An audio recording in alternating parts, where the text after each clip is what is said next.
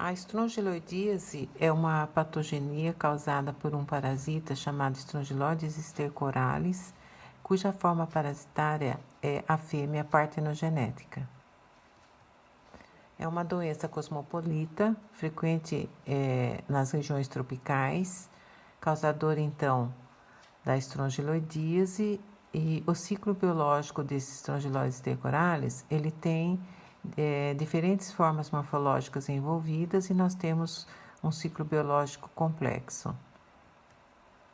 A fêmea partenogenética, como eu disse, é a única forma parasitária presente então no intestino do homem. Ela é ovovivípara, ou seja, ela elimina ovos já com uma larva do tipo rabiditoide e ocorre a eclosão desse ovo ainda dentro do intestino e a liberação dessa larva rabiditoide juntamente com as fezes. Então, aqui você vê a imagem da fêmea partenogenética com esse esôfago filarioide. A fêmea de vida livre, ela também tem esôfago do tipo rabiditoide como o nome está dizendo, é de vida livre. Vocês vão entender melhor durante o ciclo o que acontece com essas diferentes formas morfológicas desse parasita.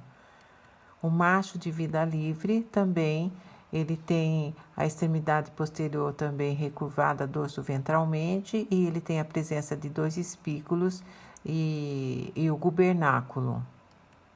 Então, aqui vocês veem fêmea e macho de vida livre. Os ovos, eles são muito semelhantes ao ovo de ancilostomídeo, só que raramente é observado nas fezes. As larvas rabiditoides, elas também têm o esôfago do tipo rabiditoide, a cauda é pontiaguda e elas são de vestíbulo bucal curto, primórdio genital nítido. Aqui você vê a imagem, então, da larva rabiditoide de Strongyloides stercoralis. Observem o tipo do esôfago rabiditoide. As larvas filarioides têm o esôfago do tipo filarioide, o vestíbulo bucal é curto e as larvas filarioides têm a cauda entalhada, diferente da larva filarioide de ancilostomídeo, que tinha a presença de uma bainha que obliterava a cavidade bucal. Essa é a forma infectante do Strongyloides stercoralis, a larva L3, filarioide. Então, aqui vejam na setinha a bifurcação ou a cauda entalhada da larva filarioide. O habitat, então, essas fêmeas partenogenéticas, elas vão estar no intestino, principalmente a nível de jejuno, mergulhado na mucosa, mas as formas mais graves, com uma quantidade maior de fêmeas, elas podem se localizar desde o piloro até o intestino grosso. O ciclo biológico, então, a gente tem 2 tipos de ciclo. Um ciclo biológico partenogenético ou direto e um ciclo biológico indireto ou sexuado. Isso é devido à constituição genética da fêmea partenogenética. A fêmea, ela é triploide, 3 Ns, e ela pode liberar, então, 3 tipos de ovos. O ovo triploide, 3 Ns, que vai dar origem, então, ao ciclo biológico direto, e ovos diploides, 2 Ns, e ovos haploides N, que vão dar origem a fêmeas e machos de vida livre, dando origem ao ciclo biológico indireto ou sexuado ou de vida livre. Então, no ciclo biológico direto, também é monoxênico. Quando a larva filarioide L3 ela penetra pela pele, também principalmente pela pele dos pés descalços, ou também via oral ou através de mucosa, ela vai então penetrar na corrente sanguínea e a larva filarioide ela vai dar origem à fêmea partenogenética. A fêmea partenogenética ela vai produzir os ovos e esses ovos ela elimina ainda na luz do intestino. Esses ovos vão liberar a larva rabiditoide e essa larva rabiditoide é que vai ser eliminada nas fezes. Num solo arenoso, úmido, rico em detritos também orgânicos e micro-organismos, essa lava L1 rabditoide, ela tem movimentos serpentiformes e ela se alimenta desses detritos e matéria orgânica de solo, dando origem a L2, que também é lava rabditoide, e depois a L2 vai dar origem à lava L3 filarioide, que é a infectante. Já no ciclo biológico indireto, essas lavas rabditoides eliminadas nas fezes, elas podem dar origem, então, a machos de vida livre e fêmeas de vida livre. Ocorre o acasalamento no solo, nesse solo também arenoso, úmido, rico em matéria orgânica, e a fêmea, então, fecundada, vai eliminar ovos. Esses ovos vão ser eliminados no solo, e com as condições propícias, também vai ocorrer a formação da lava rabditoide dentro desse ovo, e em seguida a rabditoide dá origem a L2, também rabditoide, e a seguir a lava filarioide L3, que também vai fechar o ciclo, que é a infectante. Então, a transmissão, a gente pode ter a prima infecção, ou seja, a transmissão transcutânea ou via oral da lava filarioide. Nós podemos ter a autoinfecção interna, quando essa fêmea partenogenética ela elimina ovos, e esses ovos vão eclodir liberação da lava rabditoide ainda na luz do intestino, e essa lava rabditoide vai se transformar em filarioide infectante ainda dentro do indivíduo. Isso ocorre em algumas condições principalmente de prisão de ventre, constipação intestinal, onde a rabditoide tem um tempo para se transformar em filarioide devido ao retardamento da eliminação do bolo fecal.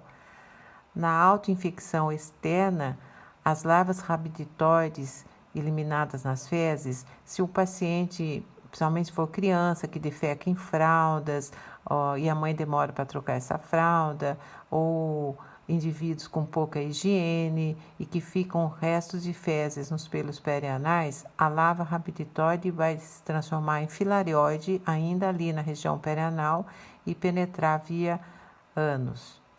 A hiperinfecção também pode ocorrer devido a uma carga parasitária muito grande de larvas estrongiloides, e isso ocorre principalmente em pacientes imunodeprimidos. Então, em imunodeprimidos, ela pode se disseminar, ter uma hiperinfecção e ser inclusive fatal para esses indivíduos, com altos níveis de eosinofilia, principalmente imunoglobulinas também do tipo IgE e IgG.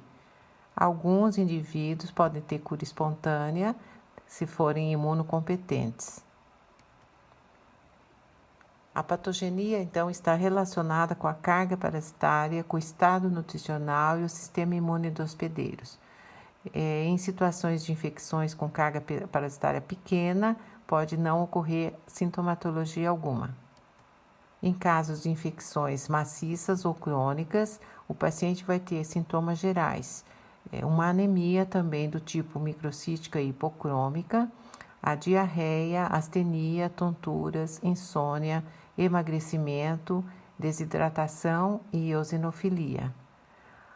No caso da penetração, então, transcutânea, a penetração das lavas pela pele, ela, na prima infecção, ela causa pouca reação, mas em caso de reinfecções, pode aparecer eritema, edema, prurido e pápulas. Também pode ocorrer um quadro de lava migrans currens, onde essa lava ela fica migrando no tecido da região perianal.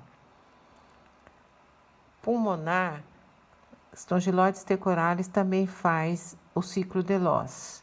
E aí podem ocorrer, dependendo da carga parasitária também, hemorragias, infiltrado inflamatório e as manifestações clínicas características da síndrome de Leffler.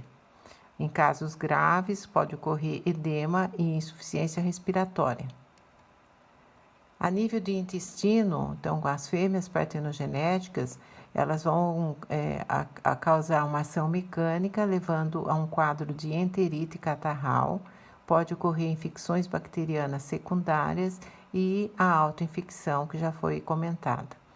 Na forma disseminada, que ocorre em pacientes imunocomprometidos, pode ser fatal devido ao grande número de larvas que vão estar no intestino, que alcançam a circulação e se disseminam, podendo ser encontrado em vários órgãos, inclusive nos rins, no pulmão e no fígado, levando a uma diarreia severa, pneumonia, meningite e morte. No diagnóstico clínico, devido à semelhança com outras parasitoses, é um pouco difícil. Em termos de sintoma clínico, uma dor semelhante a uma úlcera gastroduodenal. Você vai ter que pedir ajuda para o laboratório vai fazer uma pesquisa de larvas nas fezes e o método mais indicado é o método de Birman, Moraes ou Rugai, devido às larvas terem o hidrotermotropismo positivo. Também podemos fazer a pesquisa das larvas nas secreções pulmonares, coprocultura, intradermorreação e reações imunológicas como ELISA e imunofluorescência indireta. Em termos de epidemiologia, essa parasitose ela tem uma distribuição geográfica também cosmopolita. As larvas filarioides elas têm uma pequena longevidade. O homem é a única fonte de infecção. É importante as condições ambientais de temperatura, umidade e tipo de solo para o desenvolvimento dessas larvas e para os diferentes tipos de infecção que podem ocorrer. Para a prevenção, sempre educação sanitária, saneamento básico, hábitos de higiene para evitar a autoinfecção e uma alimentação adequada. O tratamento, a gente pode utilizar alguns princípios ativos, que é o tiabendazol, que não é eficaz nos casos dos imunodeprimidos, o cambendazol, que também é contraindicado na gravidez, lactação, hepatopatias e insuficiência renal. Esses medicamentos não atuam contra as larvas, aí há necessidade de se repetir o tratamento após 15 dias. O albendazol, ele atua contra as larvas também, então ele deve se observar o processo de cura devido à pequena eficácia e ele é contraindicado na gestação. Outro medicamento que tem sido utilizado é a ivermectina, que está sendo eficaz.